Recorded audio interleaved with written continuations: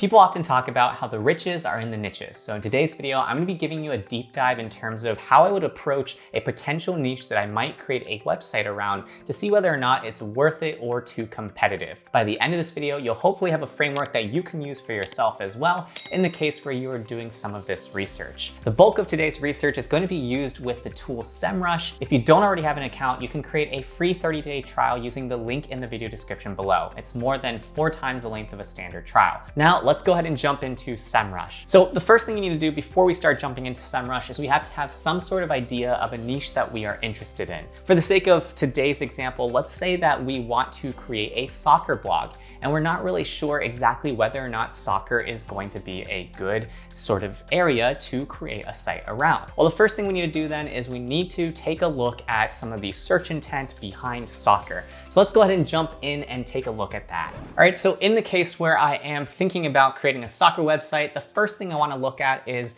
what are some of the informational phrases in this particular niche. In this particular example, I've already shown this in a past video, so I know right off the bat that a common question that people ask is, what is a soccer midfielder? So in this particular example, I can go ahead and open up a few of these websites that come up based off of this search result. And these are going to be some of the websites that are potentially competitors of mine if I were to explore the soccer niche. So let's go ahead and take a look at Your Soccer Home. This is a niche website, and the way you can tell is that they use that standard template that all of the income school students use. And so you can tell right off the bat that this is a website that is likely covering a lot of informational content. You can see how it's talking about the 11 essential roles of a midfielder. Similarly, in the next page, you can see that Stadium Reviews is very similar in format as well, where they're talking about this particular keyword phrase, and they're also covering some of the common attributes of a midfielder. So the first thing I like to look for when I'm exploring a particular niche is whether or not there are a ton of smaller affiliate websites or informational websites that are ranking in the top 5 spots for informational phrases. The reason why is simple.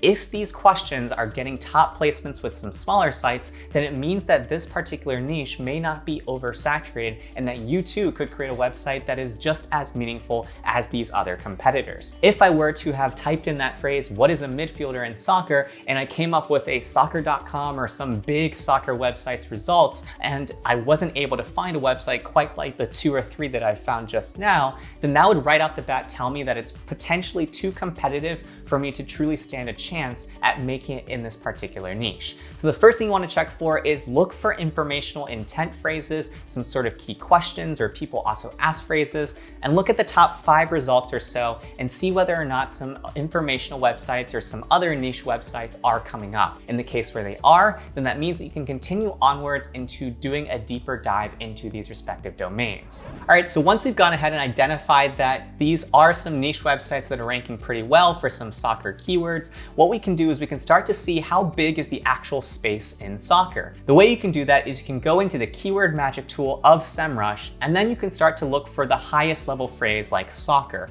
And from here, what you can see is you can start to see all the different keywords as well as the volume that might be associated with this particular niche that you're considering exploring. What I like to do is I like to, again, filter down based off the questions section. And what that's going to tell me is it's going to tell me that there's over 98,000 potential keyword phrases that are just existing in SEMrush's database. This tells me there's potentially a lot of opportunity here. But if I were to continue to dig deeper, what I can see is that if I were to actually filter down by 40 or less in keyword difficulty, in other words, some easier to rank keywords, you can see how there's still only around 2,000 keywords that might fall into that range. That being said though, the total volume of these keywords is pretty sizable. And so what I like to look for at this particular stage is there still potentially tens of thousands of volume or 100,000s of volume in terms of potential traffic overall. The reason why is because you shouldn't expect that your website is going to capture this entire pool of potential traffic, but if you can just kind of work backwards on some assumptions, like if we were to just capture 10% of this potential traffic, that would be a website that is getting potentially around 20K volume in potential monthly searches. So this is telling me right off the bat that this is potentially interesting to me. You can see how there are long tail phrases like how to kick a soccer ball, what is a soccer hat trick, what is a hat trick in soccer, what are fullbacks in soccer. And what's nice about this is that all of these phrases are coming in at under 40 in keyword difficulty and their volume is in the thousands. That means that even if we were to just rank in the top 3 spots or so for these particular phrases, we could get some meaningful traffic to a website.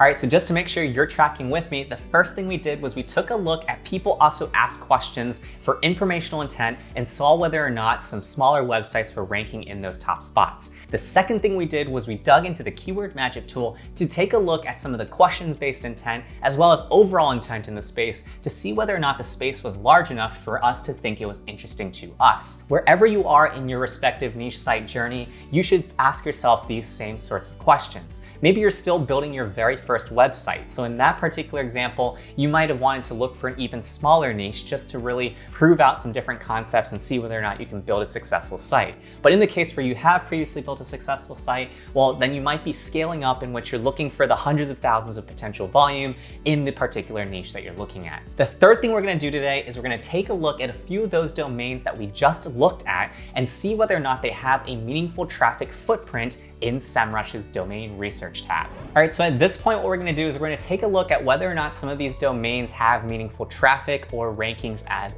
they exist right now. So the first thing is yoursoccerhome.com. I'm gonna go ahead and look for this. And what you can see is that this website is impressive. There is an authority score of 49. The organic search traffic is over 100,000. And you can see how over time, this site largely was built in the span of 2020. And now in 2022, it is doing really, really well. In fact, it has seen a little bit of a downturn in recent months, but it's still getting tons of traffic every single month. So right off the bat, this is a good sign for me. The other thing I can see is that they gotten around 2.5K referring domains linking back to this site. So as I go into the organic keyword research section, what I'm looking for is I'm looking to see potentially how long it took for this site to really start getting meaningful traffic. In this particular example, you can see how it took about a year from the point in which they started this content spree in 2020 to really start getting meaningful traffic. But what you can also see is that they targeted some phrases that get a ton of monthly volume. In this particular example, you can see that soccer positions is searched almost 50,000 times a month, and you can see that they are getting the 3rd position in this particular situation. And so this is telling me that this is potentially a really great area to look into because there is just this one site that is already getting so much traffic here. But what I need to do is I need to compare this to a few of the other sites that were ranking for that midfielder phrase to see whether or not their traffic patterns are very similar. So to do that, what we need to do is we need to run the other domains through SEMrush as well. So let's go ahead and take a look. The next one was stadiumreviews.com. So I'm gonna go ahead and type that in. And you can see here, this particular site is ranking for 75,000 keywords, 300,000 monthly traffic. What you can see is that they cover a lot of other things aside from soccer. So what I can do to just simply isolate for soccer keywords is just search soccer. And you can still see that after I filter for soccer that they are still getting a ton of traffic, 2.1K keywords and 37.6K in traffic. So what this is starting to tell me is that this is potentially an interesting niche. There are enough websites here that are ranking across the board for all these different informational intent phrases, as well as just broader keywords, that this is a big enough space for more than one person to potentially win. To really prove this point though, I've gone ahead and plugged in the 3rd website, which was rookieroad.com. In this case, you can see how they are still ranking for 7.2K keywords and 37,000 in monthly traffic or so. And so what this is telling me is that it's confirming what I've already kind of gathered, which is that this is an interesting niche to me. Now what I need to do is dig deeper into each of these respective domains and see how defensible their respective moats are. One of the best ways you can do that at a really quick level is just go back into the overview section of the domain, and then you can look at how many potential sites are linking to these other websites. In this case, 10,000 for Rookie Road, authority score of 57.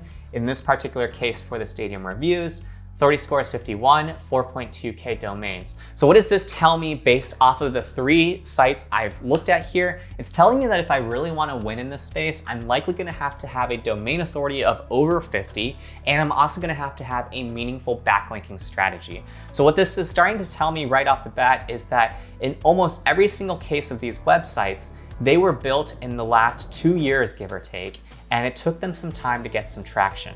So what that tells me is that if I were to explore the soccer niche myself, I should not expect meaningful results for some time just based off of the organic traffic charts of the other sites that we are researching.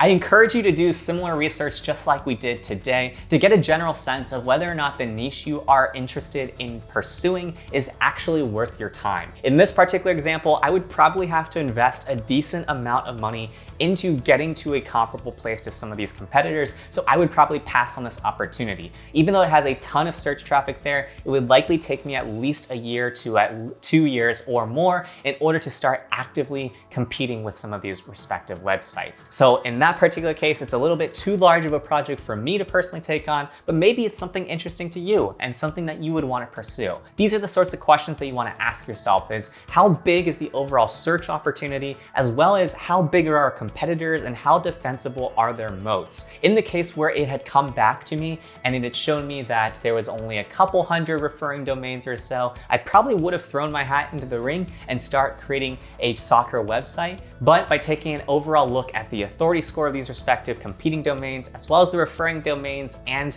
the overall timelines that it took for them to get to their traction point, this is a pass for me and not something that I would be interested in pursuing. But hopefully from today's video, you got a better look at how you can quickly assess these sorts of things. We just did it in just a couple of minutes. And in the case where you got value out of this video, hit that like button below, subscribe for more content, and then check out my video over here where I dig even deeper into some SEMrush tips and tricks that you won't want to miss.